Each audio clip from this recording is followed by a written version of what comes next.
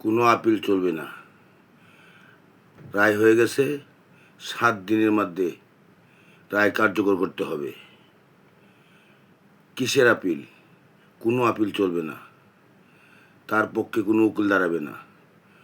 বাংলার মানুষ তার পক্ষে কোনো উকিল দাঁড়াক এটা চায় না। কিসের আপিল? এই পাপের কোনো আপিল হবে না। যে মৃত্যুদণ্ড কার্যকর হয়েছে, 7 দিনের মধ্যে তা কার্যকর করতে হবে। না হলে ওকে জেলখানায় বসিয়ে মেহমানদারি করার কোনো দরকার নাই। এমন পাপীকে শাস্তি দিলে আরও হাজারো পাপী ভয় পাবে, লক্ষ পাপী ভয় পাবে যে না, এখন বাংলাদেশে বিচার হয়।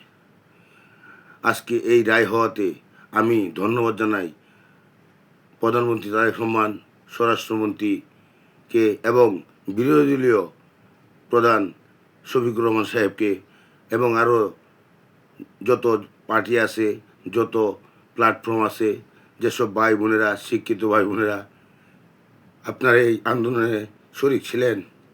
আজকে সেই রায় হয়েছে, আমরা তার আপিল চাই না, আমরা তার ফাঁসির রায় কার্যকর চাই। অচিরেই আমার সাথে যদি একমত হন, দয়া করে ভিডিওটি ছড়িয়ে দিন যাতে সবাই দেখতে পারে।